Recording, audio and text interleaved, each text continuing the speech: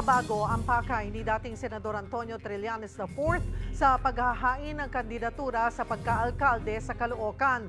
Para sa detalye, magbabalita live si Mobile Journal Francis Orso. Francis. Cheryl, formal na ngang naghain ng kandidatura sa pagkaalkalde dito sa Caloocan si dating Senador Trillanes IV dito nga sa satellite office ng COMELEC sa Monumento. Sa panayam kay Trillanes, mariin niyang sinabi na napapanahon ang kanyang pagtakbo para maalis na ang umano'y korap na pamamalakad ng mga malapitan.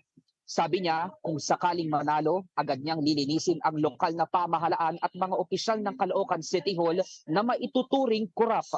Tututukan niya rin daw ang paglikha pa ng trabaho sa Caloocan at ilalapit sa mga malalaking negosyo para maging business-friendly district ang lungsod.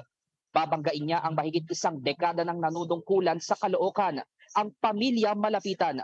Ang makakatunggali niya sa pagkaalkalde ay ang naghain na rin kahapon ng kandidatura na si incumbent Mayor Along Malapitan. Sa lokal na konteksto ng politika sa Caloocan, magmula sa barangay at kongreso ay may mga malapitan na nakaupo. 2001 pa lang nang maging vice mayor ang ama ni Along na si Oscar Malapitan, nakalaunay naging alkalde rin mula 2013 hanggang 2022. Pumalit sa pwesto ang kanyang anak na si Along noong 2022 at ngayon ay susubuking ipanalo ulit ang pagkaalkalde para sa ikalawang termino. Makakatandem naman ni Trillanes si Christopher P.J. Malonzo bilang Vice Mayor na dakilang katunggali rin na pamilya ng mga malapitan sa politika.